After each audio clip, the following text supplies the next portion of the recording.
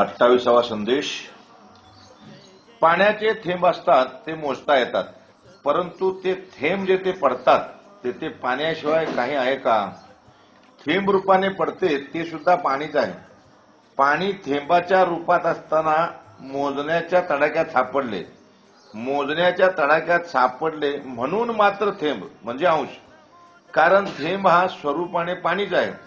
थेंबाच्या आकृतीचा निराश झाला म्हणजे थेंब ही संज्ञा बाद झाली की पाणीच आहे. पाण्यावर तरंग निर्माण होतात व काही वेळाने ते लोप होतात. तरंग निर्माण होण्यापूर्वी तरंग रूपात असताना व तरंग रूप लोप झाल्यावर सुद्धा पाणीच आहे. पाणी हे ज्ञान होण्यासाठी तरंग या कल्पनेचा निराश झाला पाहिजे. तरंग या कल्पनेचा निराश म्हणजे बाद होत नाही तोपर्यंत पाणी हे ज्ञान होणार नाही. तरंग सत आहेत का? तरंग चित्त आहेत का? तरंग आनंदरूप आहेत का? सतच्या विरुद्ध असत, चित्तच्या विरुद्ध जड आणि आनंदरूपच्या विरुद्ध दुःखरूप. पाणी सत चित आनंद आहे.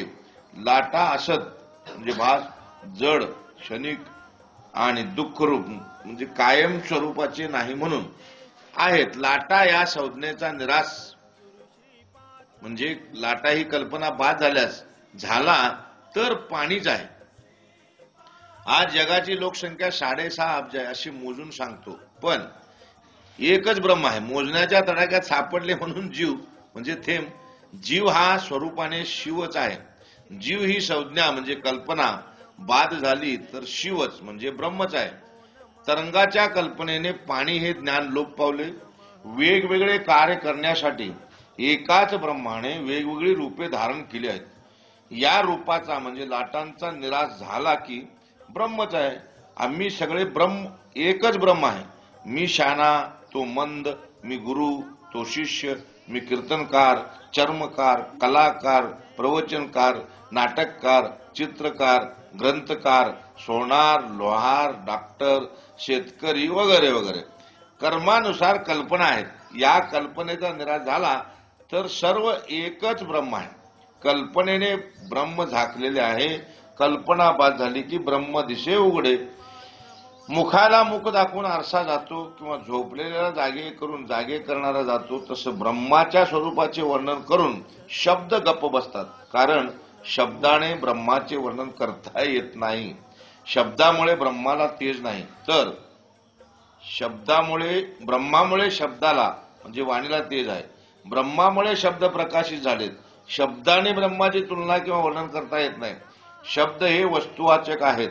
म्हणून सच्चिदानंद हे शब्द सुद्धा वस्तुवाचक आहेत. म्हणजे वस्तूला ब्रह्माला प्रकाशित करणारे नव्हेत. ब्रह्माचे तेज कशानेही मोजता येत नाही. ब्रह्माचे वर्णन शब्दाने किंवा वाणीने करता येत नाही. कोणत्याही शब्दाने ब्रह्माची तुलना करता येत नाही. ब्रह्माची वाच्यता शब्दाने करता येत नाही. असे ब्रह्म तुम्ही आहात असे श्रीपाद बाबा नेहमी सांगत आहेत.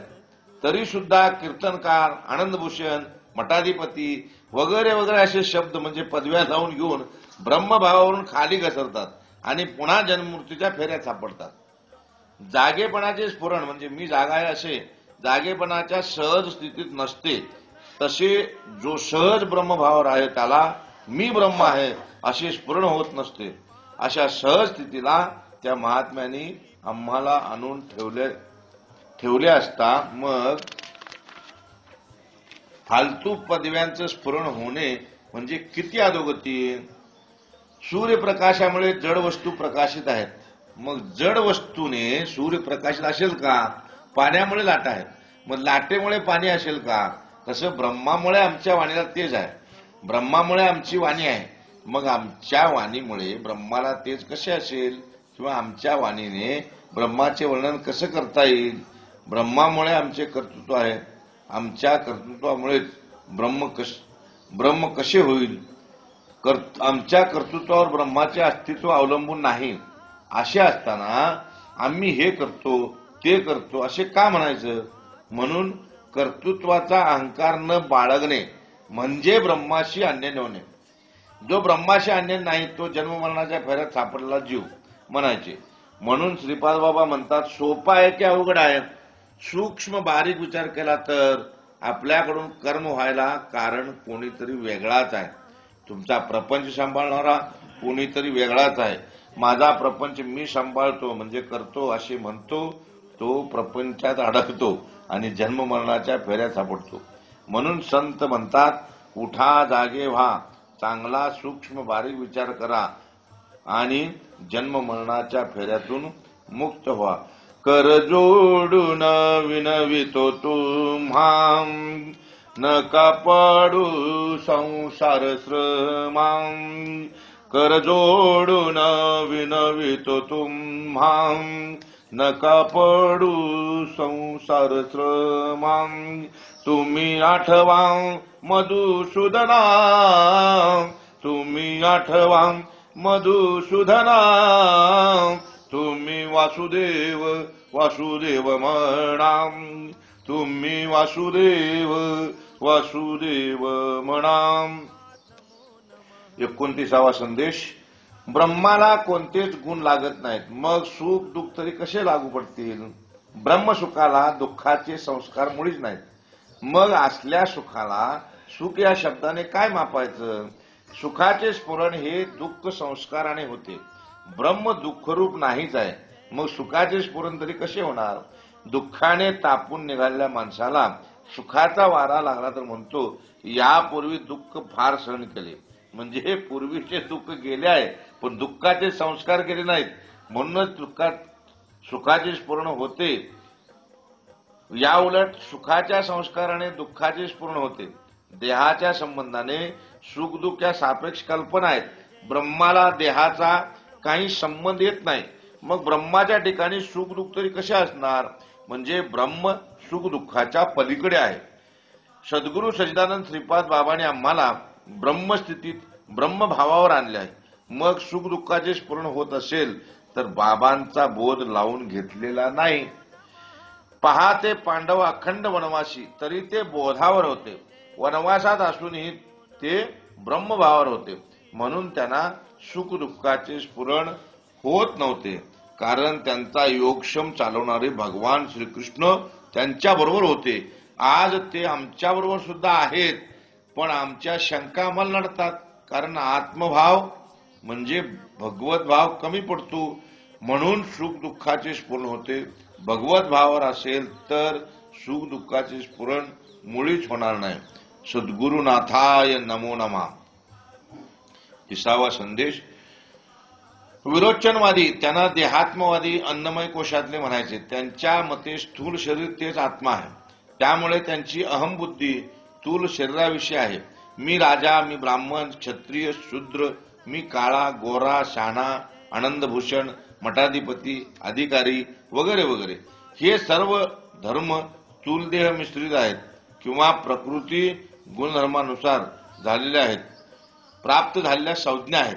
मी भागवताचार्य, मी डॉक्टर, कॅप्टन, इंजिनियर या देहबुद्धीनुसार मिळालेल्या संज्ञा जोपर्यंत लावून फिरतो तोपर्यंत तो देहबुद्धीवरच आहे. देहबुद्धी गळून पडत नाही तोपर्यंत ब्रह्मभावावर कधीच येणार नाही आणि ब्रह्मभावावर स्थित झाल्याशिवाय जन्म मरण टळत नाही. जीवनमुक्तास अज्ञानमय आनंदकोश तुच्छ वाटतो.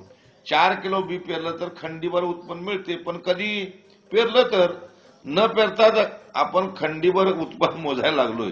असा आमचा परमार्थ चालू आहे. सध्या लोकांचा परमार्थ हा देहबुद्धीवर किंवा फार तर आनंदमय कोशातला चालू आहे. ब्रह्मभावावर आरूढ असणाऱ्यांना सुख दुःखाची जाणीव नसते. दुःखातून निघालेला म्हणजे अगोदर दुःखी होता तो सुखभोगता सुखाचा अनुभव सांगतो. म्हणजे सुखाच्या गोष्टी करतो तो दुःखातून आलेला असतो. सुखात असताना दुःखाचा अनुभव सांगतो व दुःखात असताना सुखाचा अनुभव सांगतो. याचा अर्थ त्याच्याजवळ सुख दुःख आहेत. देहाच्या संबंधाने सुख दुःख आहेत. सुख दुःखाच्या संबंधाने मी डॉक्टर, इंजिनियर, कॅप्टन या संज्ञा म्हणजे पदव्या आहेत.